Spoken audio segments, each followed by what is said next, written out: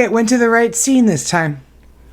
Hey, look at us. Things are working. Things are working. Things are popping. Guys, welcome back to another snack size episode. We are a week behind because we didn't record one last week because of stuff and things that I did or did not do.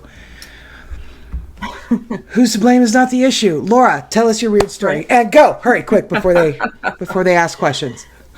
Don't let them catch on. All right, so my story is from militaryhistorynow.com. Ooh, okay. It's an article by Mark Felton. Have you ever heard of Operation Cowboy from World War II? No. All right, I'm going to tell you about it. Okay. All right. So this is also an excerpt from his book. Mark Felton wrote a whole book on this, but all right. The Reader's Digest bit to bit. Great. So. Okay.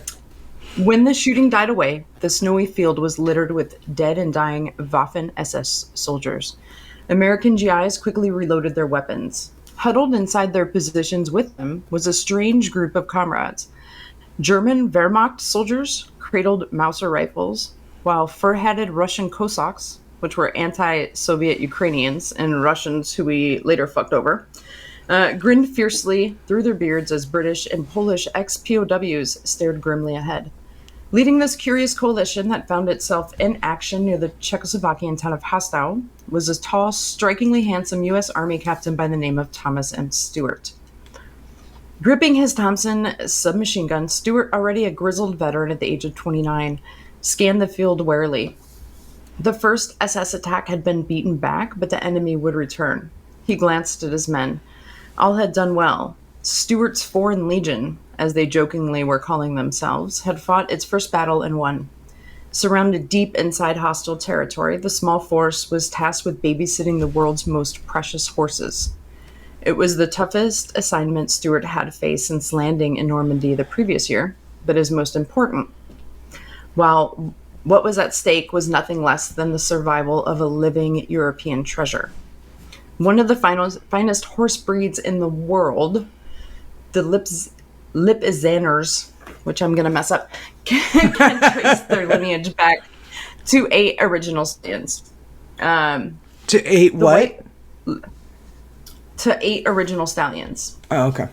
So these horses of the famed Spanish riding school in Vienna are world-renowned. Among the purest bred and finest trained show horses in existence, they boast an unbroken lineage that stretches back more than 400 years through the Habsburg dynasty. Wow. But all this was threatened with destruction in 1945, and the efforts to rescue the horses would end with battle-weary American GIs standing shoulder to shoulder with German troops to fight a common enemy, the Waffen-SS. So the action at Hastau stands as one of only 2 documented occasions when U.S. and German forces fought together against a common enemy during the Second World War. The other would take place days later at Austria's Schlosser Castle, and I'm leaving that pronunciation as Schlosser. I'm going to stand by that. A lot of this is going to be like... Great. After the German annexation... There went our German listeners. Right. Bye-bye. After the German annexation of Austria in 1938, the Spanish riding breeding mares were taken by the Nazis to a special stud farm in Hastau in Czechoslovakia. The performing stallions stayed in Vienna. The mares became the focal point of a bizarre Third Reich breeding program to try and create an Aryan horse, along with Arabians and thoroughbred racing horses. So fast forward to April 1945, and the mares were still at Hastau, and the war was drawing to its bloody close. 20 miles west of the city was General George Patton's U.S. Third Army, drawn up along the Czech-German border. Having fought ferociously across Western Europe, the Third was waiting for orders to liberate Prague. 40 miles east of Hostau sat the Red Army, poised to draw the whole of Czechoslovakia into Moscow's political orbit, as stipulated by the recent Yalta Conference. Inevitably, the Germans in Hostau would have to surrender to either the Americans or the Soviets. Everyone knew which option was the preferred one. Meanwhile, the Wehrmacht veterinary officers charged with caring for the horses were growing ever more frantic. They feared that if the Red Army arrived first, the precious animals would be lost. The Soviets had already destroyed the Royal Hungarian Lipizzaner collection. Having shot many of the stunning horses rather than take care of them, the rest were forced into harnesses like common drays. God. They also were afraid that they were going to eat them. Yeah. Because the Soviets were quite hungry. And people in Europe eat horse. Lots of cultures. Okay. So the ranking German at the farm was an intelligence officer named Colonel Holters. His unit had become stranded in the area after running out of fuel. So when he was stuck there, he befriended the commander of the farm, and he was a colonel named Rudovsky. The two men shared a passion for horses, and Holters soon convinced Rudovsky to surrender his collection of prize steeds along with his men to the Americans before it was too late. So they decide to secretly set out to negotiate the surrender of the horses to the Americans. The unit that Holters approached was the 42nd Cavalry Reconnaissance Squadron, part of the 2nd Cavalry Group, the eyes and ears of Patton's 12th Corps on the border. A good proportion of the 2nd Cav's officers were themselves horsemen, including the unit's resourceful commander, Colonel Charles M. Reed, a polo-playing Virginian gentleman old enough to have served in the horse cavalry before the rise of mechanized warfare. Wow, okay. Right. So let's just say he's a little long in the tooth. So Holters laid the groundwork for the surrender. A veterinarian from the stud farm was persuaded to cross the lines under a flag of truce to work out the complicated and risky logistics of moving several hundred priceless horses safely through the middle of a shooting war. Oh my God. Word of the plan was sent back to the German commandant, who reluctantly agreed to the move. Reed was delighted and contacted Patton, who gave the go-ahead to snatch the horses. The problems were acute. Though the Germans agreed that the stud at Hostau was to be turned over to the Americans, the frontier defenses were not a part of the scheme and would resist any incursion by U.S. forces into Czechoslovakia. Then there were the men of the 42nd Cavalry, and they were totally worn out because they've been fighting for 9 months, from Normandy, the Ardennes, Germany. And, they didn't want to be the last guy killed in Europe. To top things off, many of the horses were pregnant. And a lot of them had just given birth. Sure. Yeah. So, mindful that the Red Army was only days, perhaps hours away, Patton ordered his men to carry out the mission and make it quick. He couldn't spare enough men and resources to ensure that the operation was a success. It would have to be performed on basically a shoestring. So the CO of the 42nd was ordered to provide 2 small cavalry reconnaissance troops and some armor for a 20-mile push into German-occupied territory. The task force commander, Major Andrews, was given just 325 men to enter an area defended by tens of thousands of German troops, including 2 understrength yet still potent panzer divisions. Apart from the 2 troops' machine gun armed jeeps and M8 armored cars, the only other support Reed could count on would come from 5 small M24 light tanks, which were going to get their asses handed to them by the Panthers, the German Panthers. Yeah. Known to be operating in the area, along with a pair of howitzer motor carriages, artillery guns mounted on a light tank chassis. It wasn't much of an army, but it would have to do. Oh my God. So on April 28th, Task Force Andrews, as it was codenamed, set off amid an artillery barrage that blasted a hole in the forward German defenses. The advance was contested at virtually every village, but by a miracle, the column reached the stud farm. Now came the difficult part, holding on to the prize. Yeah. While Colonel Reed set out vehicles to move the pregnant mares and newborn foals out of Hostau to Bavaria, Andrews turned over the task force to his deputy, Captain Stewart. The force was reduced to 1 cavalry troop, 2 tanks, and 2 howitzer motor carriages, a total of only 180 men. Stuart now faced the greatest challenge of his military career. Without enough men to secure the stud farm, the town of Howstow, and the road back to U.S. lines, he'd need to recruit some extra manpower fast. He turned to a small group of Allied POWs who had been liberated alongside the horses.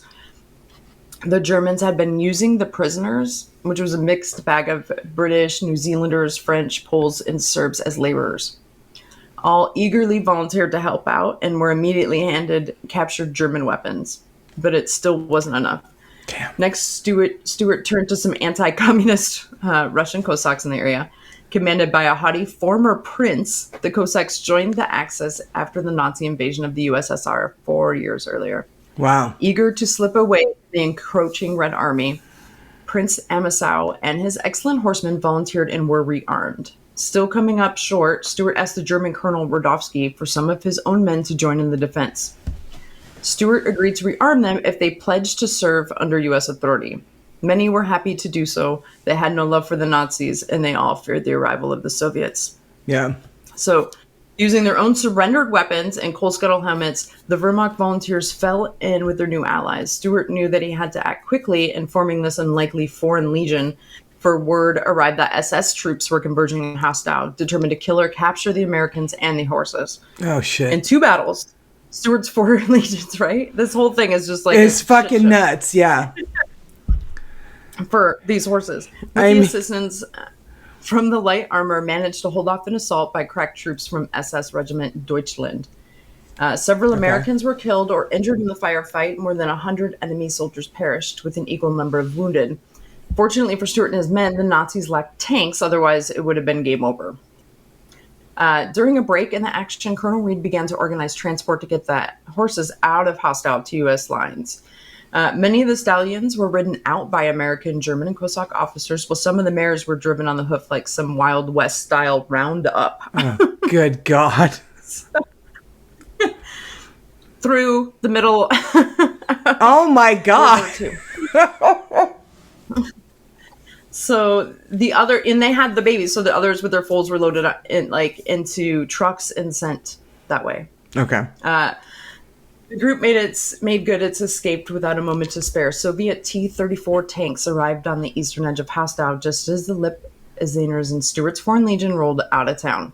Wow. A tense standoff followed, but the Red Army decided to not risk a clash with Reed's forces, and Operation Cowboy was successfully completed with not a moment to lose. Oh my God.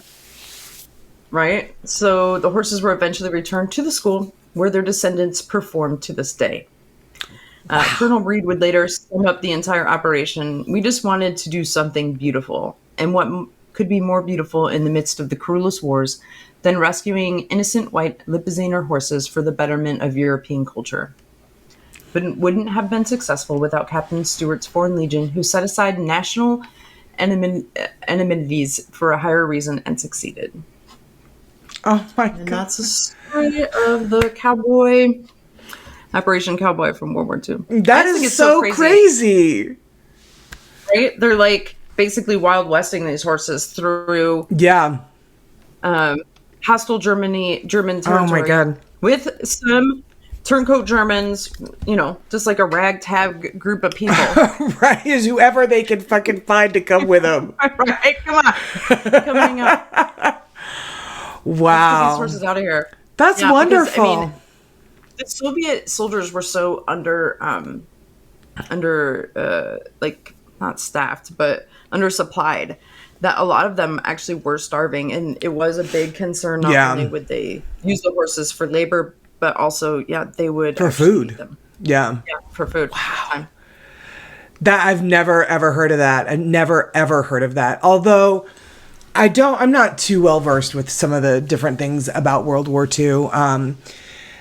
General Patton, though, my aunt and uncle, some of their best friends were friends with him and his wife, Patton and his wife. And they named, so much so that they named their son after him.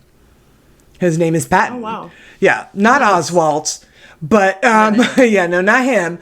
Yeah, that. So when you said George Patton, I was like, hey, I sort of kind of tertiary in a sense know that guy, but not really. Yeah. Right. You got the Kevin Bacon thing going on. I've got the 6 degrees of George Patton. Yeah, going on.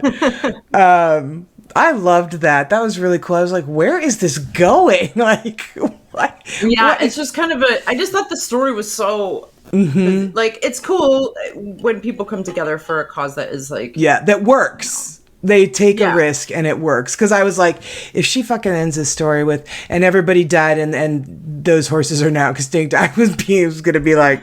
Right. And the Russians were full. Yeah, yeah, we're well fed to this day. Yeah, I was gonna be like, this They're is a horrible, stocky bunch. 1,000%. I was like, we're not releasing this episode, Laura. This story is terrible. Yeah. It was a little long, but yeah. No, it was great. I loved it. Great job. No, perfect. All right. Yay. Well, good. Thanks. Good job. That was really cool. That's really cool. My mom's gonna enjoy this one. All right, so that's it, guys. That's our Monday morning episode to start your week off right and weird. We will be back next week. It's my turn, and we're actually going to record that right after this, but release it next week. So anyway, I hope you guys have a wonderful, wonderful week, and we will see you on Saturday with our regular episode, and next Monday I will bring you a fucking banana story as well. Bye, guys.